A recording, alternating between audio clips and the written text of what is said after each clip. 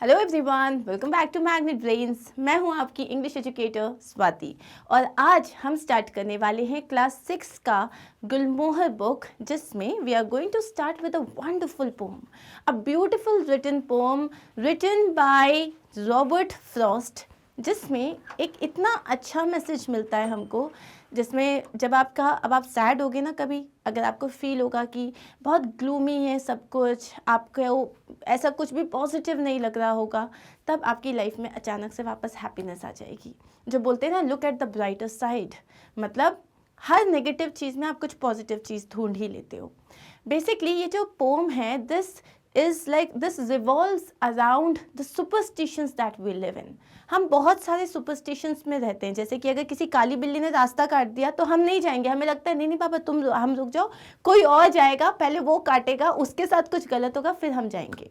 या फिर जैसे अगर दूध उबल जाता है, गिर जाता है, उसको भी बोलते हैं आप शगुन है।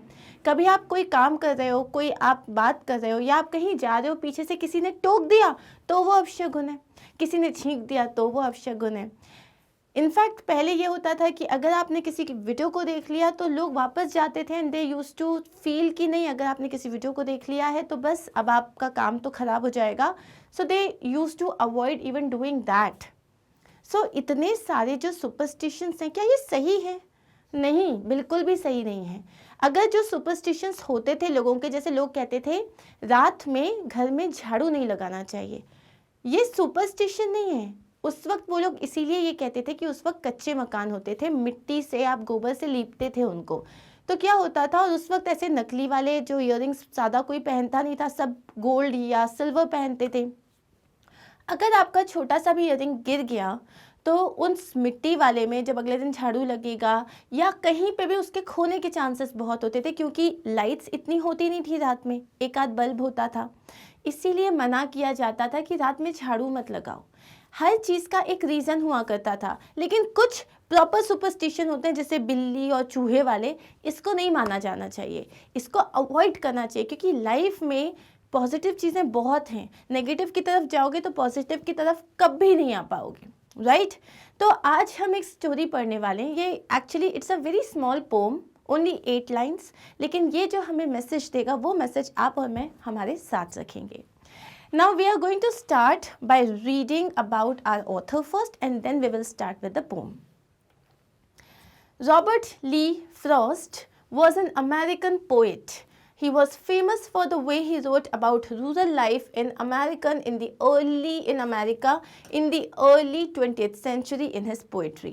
So Robert Frost जो थे ये एक अमेरिकन पोएट थे, और जिस तरीके से ये अमेरिका की जो रूरल लाइफ थी, मतलब अमेरिका के जो गांव साइड के जो लोग होते हैं उनके बारे में जो लिखा करते थे in the early 20th century, वो बहुत ज़्यादा फेमस था, बहुत ज़्यादा एडमायर किया जाता था। Frost received the Pulitzer Prize for Poetry 4 times. इनको पोएट्री के लिए जो इसका जो हाईएस्ट प्राइज होता है पुलित्जर प्राइज, वो 4 टाइम्स मिला था। In this poem, Frost talks about how spending time outdoors affected him and helped changed his state of mind. इस पोम में वो बता रहे हैं कि there was a day when he was not feeling so good. जब वो unhappy थे, सैड थे, he was feeling let's say disappointed for some reason, the reason हमें नहीं बताया गया, that reason has not been told to us. लेकिन जब वो बाहर निकले उनके साथ कुछ हुआ, और किस तरीके से उनका स्टेट ऑफ माइंड चेंज हुआ। जो आप एकदम सैड फील कर रहे हो, अचानक से आप अच्छा फील करने लग जाते हो, ऐसा कैसे हुआ? Okay, now we are going to start with our poem. The way a crow shook down on me, the dust of snow from a hemlock tree. The way a crow shook down on me, मतलब जिस तरीके से एक crow ने shook down on me, shook का मतलब होता है shake down on me, the dust of snow from a hemlock tree. Now there is a big hemlock tree. और जैसे कि हमारे इसमें ऐसा कहा जाता है, मतलब कुछ चीज़ें होती हैं जो बोलते हैं अरे इसको देख लिया सुबह सुबह अब मेरा दिन अच्छा जाएगा। कुछ चीज़ें होती हैं जो नेगेटिव होती हैं। जब हमारे घर में किसी की डेथ हो जाती है तो श्राद्ध के टाइम पे आप जो खाना बनाते हैं आप उसको बाहर बरामदे में रखते हो ताकि जो है क्रो आके खा ले। क्रो को क्यों बुलाया जाता है? क्योंकि क्रो को ऐसा माना जाता है कि वो डेथ को सिम्बोलाइज करता है। हमारे यहाँ पे क्रो को मतलब क्रो जो है वो डेथ को सिम्बोलाइज करता है। Similarly there is this hemlock tree. Hemlock tree इस तरीके का होता है, ये जो ट्री है ये हैमलॉक ट्री है। तो जो हैमलॉक ट्री होता है वो बहुत ज़्यादा पॉइजनस ट्री होता है और उसको भी जो है आप बोल सकते हो कि वो भी डेथ को सिंबलाइज करता है। तो यहाँ अब पोएट बोल रहे हैं the way a crow shook down on me the dust of snow from a hemlock tree. So poet जो है वो वॉक कर रहे थे। तो ऑफकोर्स विंटर सीजन था because we are talking about snow. So वो वॉक कर रहे थे और as he was walking so एक ट्री था हैमलॉक ट्री जिसके ऊपर या तो क्रो ऑलरेडी बैठा हुआ था या वो आके बैठा था। In both the cases movement हुआ। तो जो हैमलॉक ट्री में जो स्नो ऑलरेडी सेटल्ड था, डस्ट ऑफ स्नो, यहाँ पे डस्ट मतलब धूल की बात नहीं कर रहे हैं, डस्ट ऑफ स्नो मतलब स्नोफ्लेक्स जो थे, जो स्नो पार्टिकल्स थे वो पोएट के ऊपर गिरे। मतलब जैसे ऑलरेडी क्रो जो है उस पर बैठा हुआ है या आके बैठा, इन बोथ द केस जो लीव्स हैं वो हिली और जो उस पर स्नो था इट फिल डाउन ऑन हुम, on the poet. So the way a crow shook down on me the dust of snow from a hemlock tree. अब अगर कोई नॉर्मल इंसान होगा तो उसे क्या लगेगा, ओ माय गॉड एक हेमलॉक ट्री से क्रो ने मेरे ऊपर डस्ट डाला, मतलब जो मेरा दिन बुरा जा रहा है वो तो और ही बुरा चला जाएगा। लेकिन what happens to our poet, we will see this. Now what we are going to do, first हम इसका एक proper explanation देखते हैं, उसके बाद हम आगे बढ़ेंगे। Here in these lines the poet is talking about a winter day. Obviously it's a winter day, first point, when all the tree tops were covered with snowflakes. और जितने भी tree tops हैं, जितने भी बड़े बड़े trees हैं वो सब snowflakes से covered हैं। The poet is in a bad mood. Now second चीज़ जो हमें यहाँ पे पता चल रही है वो है the poet is in a bad mood and walking by a tree. और वो एक ट्री के पास से होते हुए जा रहा है। A hemlock tree. कौन सा ट्री है ये एक hemlock ट्री है। Hemlock tree is a poisonous tree. ठीक है, अब ये हमको एक्स्ट्रा इन्फॉर्मेशन दी हुई है कि हेमलॉक ट्री कैसा है, एक पॉइजनस ट्री होता है। A crow came and sat down on this tree. एक क्रो आया और वो आके इस ट्री के ऊपर बैठा suddenly, and because this sudden motion, and because of this sudden motion, ये जो अचानक से जो सडन मोशन हुआ, the mass of snowflakes from the top, जो ऊपर जो स्नोफ्लेक्स थे लीव्स पे, fell down on the poet. So the mass of snowflakes fell down on the poet. ये फोर्थ पॉइंट हो गया आपका। This shower of dust, ये जो उसके ऊपर बारिश हुई एक तरीके से स्नो की, ये जो शावर था of dust of snow from the hemlock tree is evidently the subject matter of the poem. और ये जो है यही है जो पूरी पोम के ऊपर, मतलब पोम हमारी इसी चीज़ के ऊपर बेस्ड है। अब हम जाते हैं इसके सेकेंड स्टैंजा पे। Has given my heart a change of mood. अब यहाँ पे देखो ये जो है the way a crow shook down on me the dust of snow from a hemlock tree has given my heart, the dust of snow from a hemlock tree has given my heart a change of mood and saved some part of a day I had rued. So उस dust of snow जो मेरे ऊपर गिरी, it has given my heart a change of mood. अचानक से वो जो snow मेरे ऊपर गिरी उससे जो मेरा मूड है वो चेंज हो गया, and saved some part of a day I had rued. और इसने जो है अचानक से व्हाट आई फेल्ट कि no, life is not that negative, चीज़ें उतनी ख़राब नहीं हैं जितना मैं डिसअपॉइंट हो रहा हूँ, डिसहार्टेंड हो रहा हूँ। और इसीलिए जैसे उनके ऊपर वो स्नोफ्लेक्स गिरी, जबकि होना तो और नेगेटिव चाहिए था बिकॉज ये दोनों चीज़ें तो नेगेटिव चीज़ों को सिंबलाइज करती हैं, सुपरस्टिशन ये कहता है।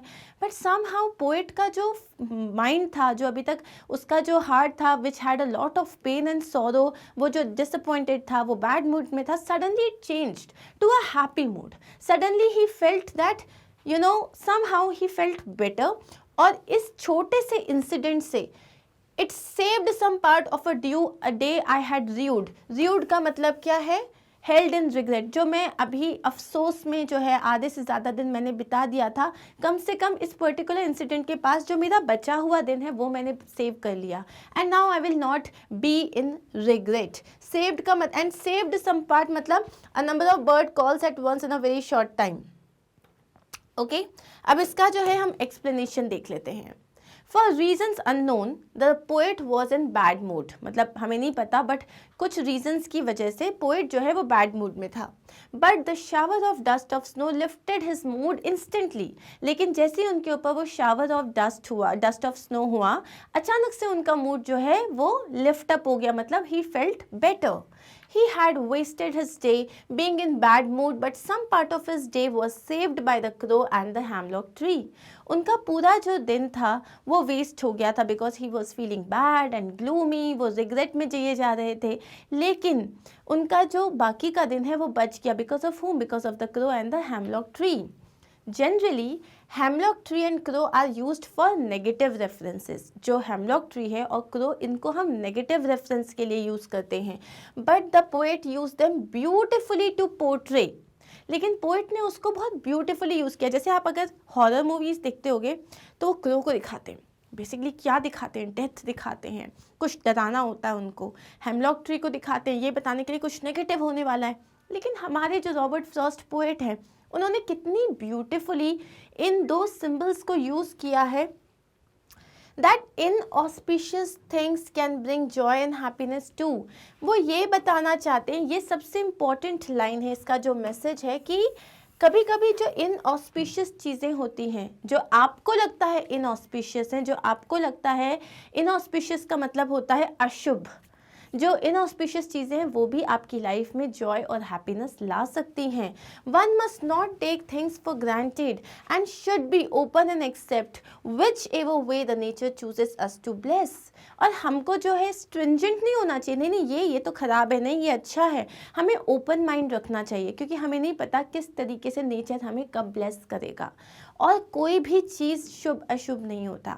Everything is made up by God, right. हर चीज़ को गॉड नहीं बनाया, हमें भी गॉड ने बनाया है, हेमलॉक ट्री को भी गॉड ने बनाया है और क्रो को भी गॉड ने बनाया है. और गॉड क्यों कुछ नेगेटिव बनाएगा?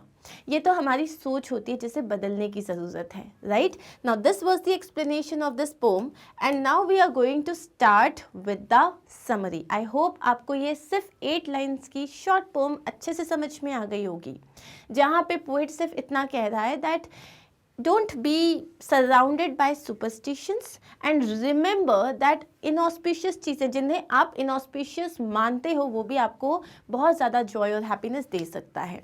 अब ये जो हम समरी देख रहे हैं, इस समरी को अगर आप अच्छे से समझ लोगे तो आप सारे क्वेश्चन आंसर्स को यूं ही सॉल्व कर दोगे. The poem Dust of Snow tells us about the curative power of nature. Curative power of nature मतलब एकदम एक एक चीज़ को जिस तरीके से उसने बनाया है, जिस तरीके से उसने क्यूरेट किया है, उस पावर की बात कर रहे हैं. Nature has the cure for everything whether it is a bad mood और इलनेस. नेचर हर चीज़ को क्योर कर सकता है, उसके पास एक क्यूरेटिव पावर है, वो हर चीज़ को क्योर कर सकता है. इलनेस को भी वो अपने आप ठीक करता है. पेड़ जो होते हैं ऑटम में उनकी सारी लीव्स जो होती हैं वो शेड कर देते हैं, लेकिन वापस जो है स्प्रिंग आता है and they get all there leaves back.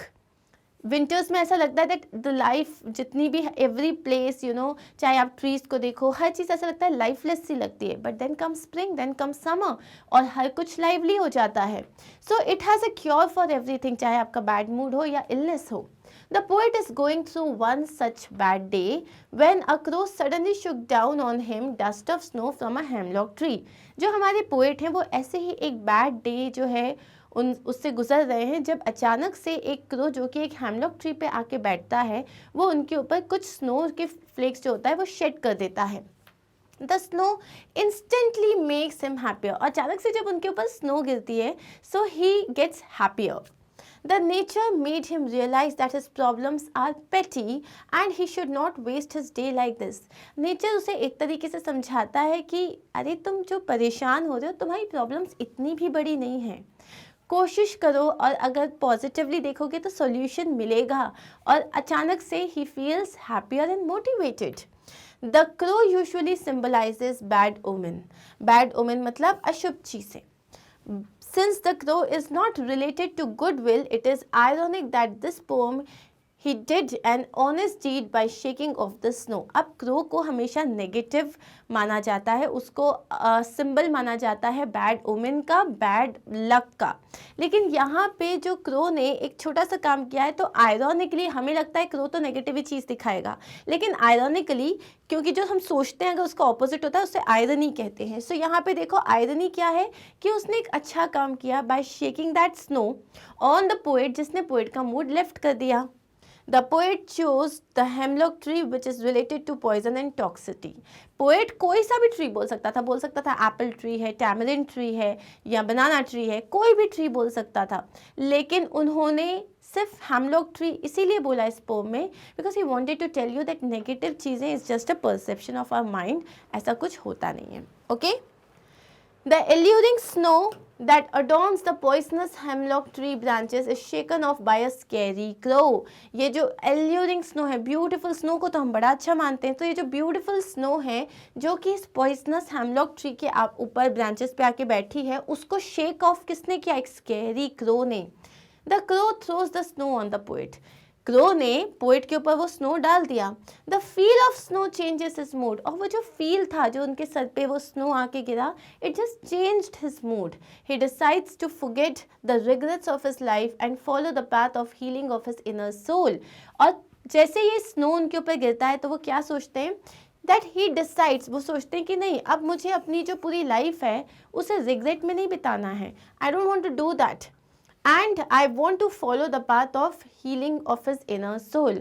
और मैं क्या करना चाहता हूँ? I want to follow the path of healing my inner soul। मतलब मैं अपनी जो सोल है, जो इस वक्त सैड है, हर्ट है, उसको मैं हील करना चाहूँगा। I don't want to waste my day like that। The poem conveys the message of positivity। Poem यहाँ पे पोएट जो है हमारे, ये जो पोम है ये पूरी क्या बता रही है? मैसेज ऑफ पॉजिटिविटी दे रही है। It tells us that if we take things positively in life, situations do change for better. ये हमें बताती है कि अगर हम पॉजिटिवली चीज़ों को देखते हैं तो चीज़ें भी चेंज हो जाती हैं और बेहतर बन जाती हैं। The poem teaches us that every small act in life can illuminate our soul and motivate us to do better। और ये हमें ये भी बता रहा है कि छोटी से छोटी घटना जो हमारी लाइफ में होती है वो हमारी लाइफ को इल्यूमिनेट कर सकती है, रोशन कर सकती है, और वो हमारे सोल को मोटिवेट कर सकती है कि कुछ बेटर करो। अब we are done with the summary, ठीक है। Now we have to see the literary devices, but before that I will just tell you one thing. इस वक्त हो सकता है यू फील दैट यार I am extra like overburdened, या आपको लगेगा यार मेरी लाइफ बिल्कुल हैपनिंग नहीं है, या आपको लग रहा होगा यार मेरे पेरेंट्स जो हैं वो तो मेरे पीछे पड़े रहते हैं, डांटते ही रहते हैं मुझे, और you feel that you no may be my friends they do not respect me that much, या सबको इतना अटेंशन मिलता है, मुझे इतना अटेंशन नहीं मिलता। बच्चों की लाइफ में जो स्कूल लाइफ में भी बहुत सारी प्रॉब्लम्स होती हैं विच वी अंडरस्टैंड, लेकिन if you feel that I don't want to do anything, I am sad, उससे कुछ नहीं होगा। Now the only thing is happiness is a choice। आप खुश रहोगे या नहीं रहोगे ये आपकी चॉइस है। So go and stand in front of the mirror and just look at yourself, because if you want to do this, ये एक चॉइस है, just try to do this. Nobody can take that smile away from your face. Nobody can tell you that आज आपका mood बहुत ख़राब है, आज आपको दिन भर अपना जो है वो रोते हुए गुजारना है या सैडनेस में गुजारना है। सो जस्ट रिमेंबर, कोई नेगेटिव चीज़ अगर हुई भी है ना तो दिस शेल पास टू, ये वक्त भी गुजर जाएगा। So don't worry about it, try to see the brighter side, try to look at the brighter side. Okay, now this was the message of this poem. I hope you like this poem well, and we are going to start now with the literary devices। literary devices के पहले सबसे पहले हम इस poem की rhyming scheme देखेंगे। What is rhyming scheme? rhyming scheme मतलब हर poem में ये रहता है कि एक melodious pattern होता है, एक rhyme बनता है, ठीक है।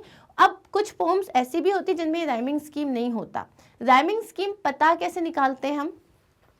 जो आपका पोम है उसकी सारे लास्ट वर्ड्स जो है ना उन्हें अंडरलाइन कर दो, ठीक है।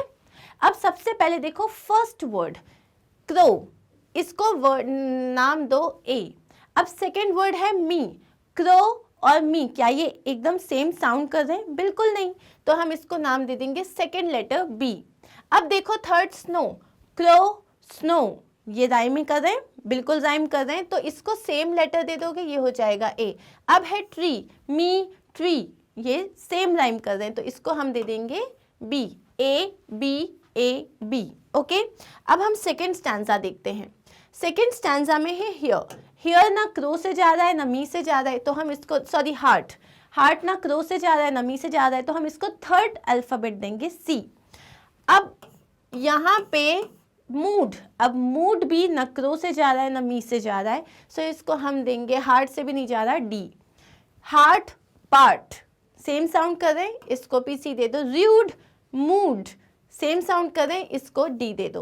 तो अगर आप इस पोम में देखोगे तो इसका जो राइमिंग पैटर्न है, फर्स्ट स्टैंजा में है इट इज ए बी, और सेकेंड स्टैंजा में it is C D. Clear?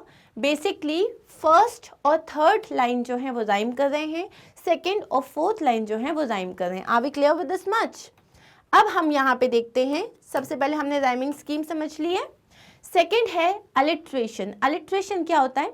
जब एक सेंटेंस में सेम कॉन्सोनेंट साउंड रिपीट होता है, सेम कॉन्सोनेंट साउंड रिपीट होता है, जैसे कि पीटर, पाइपर, पिग्ड, पिकल्स। अब यहां आप देखो, पीटर, पाइपर, पिग्ड, पिकल्स, यहाँ पे पी का साउंड रिपीट हो रहा है, ये हो गया एक अलिट्रेशन। अलिट्रेशन कभी भी लेटर को देख के नहीं होता, साउंड को देख के होता है, इसे हमेशा याद रखना। अब जो हमारी स्टोरी, हमारी जो पोम है, हम उसे देख लेते हैं। The way a crow, no alliteration. Shook down on me, no alliteration. The dust of snow, no alliteration. From a hemlock tree. यहाँ तो कोई alliteration नहीं है। सेकेंड स्टैंजा देखते हैं। Has given my heart a change of mood and saved some part of a day I had rued. So यहाँ पे है has given my heart a change of mood, saved some part of a day I had rued. So यहाँ पे आपको saved some ये दिख रहा है कि ये है आपका alliteration, और has given my heart यहाँ पे देखो has heart, ये दोनों ह से स्टार्ट हो रहे हैं, ह का साउंड रिपीट हो रहा है, तो यहाँ एक अलिट्रेशन ये हो गया। सेव्ड और सम, यहाँ पे एक अलिट्रेशन ये हो गया। सो ये अलिट्रेशन समझ में आ गया। आगे बढ़ते हैं हम। अब है एसोनेंस। एसोनेंस और कॉन्सोनेंस क्या होता है? अगर किसी भी पर्टिकुलर सेंटेंस में मान लो कि वोवेल का साउंड रिपीट हो रहा है, ओ बहुत आ रहा है, या ई बहुत आ रहा है, आई बहुत आ रहा है, तो अगर वोवेल के साउंड रिपीट हो रहे हैं तो उसे हम कहते हैं एसोनेंस। और अगर किसी कॉन्सोनेंट का साउंड कंटिन्यूसली रिपीट हो रहा है, जैसे हर जगह जो है ना रिब्ड एंड बिब्ड और क्रिब्ड, तो यहाँ पे ब का साउंड बहुत ज़्यादा आ रहा है। अलिट्रेशन नहीं है, फर्स्ट लेटर से मतलब नहीं है, लेकिन साउंड बहुत, जैसे स्नो, नो, क्रो, तो यहाँ पे ओ का साउंड रिपीट हो रहा है। तो जहाँ आपको वोवेल का साउंड रिपीट हो रहा है, कंटिन्यूसली ज़्यादा हाईलाइटेड है, उसे बोलते हैं एसोनेंस, और जहाँ कॉन्सोनेंट का साउंड रिपीट हो रहा है उसे बोलते हैं कॉन्सोनेंस। तो यहाँ पे the prominence of a vowel sound through out a line it's called assonance. तो अब यहाँ पे देखो, जो फर्स्ट स्टैंजा का सेकेंड लाइन है, shook down on me, shook down on me, यहाँ पे ओ का साउंड हर जगह रिपीट हो रहा है, ओ का साउंड जो है वो बहुत ज़्यादा प्रोमिनेंट है, तो यहाँ इसीलिए ये हो जाएगा एसोनेंस का एग्जाम्पल। अब लास्ट है इंजैम्पमेंट। इंजैम्पमेंट क्या होता है, ये मैं आपको पोम की स्टैंजास देख के समझाती हूँ। The way a crow shook down on me, the dust of snow from a hemlock tree has given my heart. यहाँ कोई भी पंक्चुएशन यूज नहीं किया गया है, ऐसा लग रहा है एक ही लाइन है, क्योंकि ये लास्ट टू लाइंस देखो, from a hemlock tree has given my heart, ये सिंगल लाइन है। तो एंजैम्पमेंट क्या होता है? एंजैम्पमेंट का मतलब होता है when the same sentence continues to the next line without the use of any punctuation marks, it is called enjambment. It has been use throughout the poem, और पूरी पोम में ये यूज किया गया है, कहीं कोई पंक्चुएशन मार्क यूज नहीं किया है। फर्स्ट लाइन जो है वो कंटिन्यू हो रही है सेकेंड लाइन में, तो इसे क्या कहते हैं? एंजैम्पमेंट। ये बहुत इंपॉर्टेंट लिटरेरी डिवाइस या पोएटिक डिवाइस है इस पर्टिकुलर पोम का। Clear?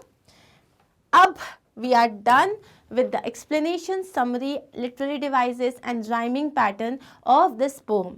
And now we are going to see or like do the question answers which are given at the end of the poem, और ये हम करेंगे हमारे next video में। So stay tuned, stay connected. Do not forget to visit our website magnetbrains.com. Now magnetbrains.com, यहाँ पे आपको जो आपके प्लेलिस्ट हैं किसी भी सब्जेक्ट के, किसी भी क्लास के, आपको प्लेलिस्ट एकदम स्ट्रक्चर्ड वे में मिल जाएंगे ना। यूट्यूब में क्या होता है, it is like a bit cumbersome, मतलब थोड़ा ट्रबलसम होता है आपको। अगर आप कोई एक पर्टिकुलर, जैसे आप डस्ट ऑफ स्नो डालोगे तो आपको बहुत सारे वीडियोस आ जाएंगे, and then to find the video that is like curated on Magnet Brains, तो वो बहुत डिफिकल्ट हो जाता है। सो यहाँ पे आपको क्या करना है, जस्ट आपके पास जैसे ये होम पेज में आ जाएगा, सारे क्लासेस हैं, right from class kindergarten to class 12 including Olympiad, NTSC, NCERT exemplar, one shot revision and what not. So आपके पास ये पूरा package and that too for free.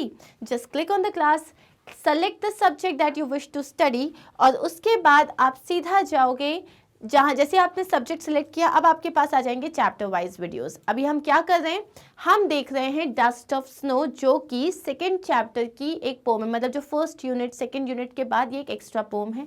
Just आप उस पर क्लिक करोगे और आपका पोम जो है स्टार्ट हो जाएगा, मतलब आपका वीडियो स्टार्ट हो जाएगा। Clear, easy. So thank you for being with me. Do not forget to like, share and subscribe if you understood the explanation well. I'll see you soon in my next video. Question answers के लिए ready रहना boss. Take care of yourself. Bye.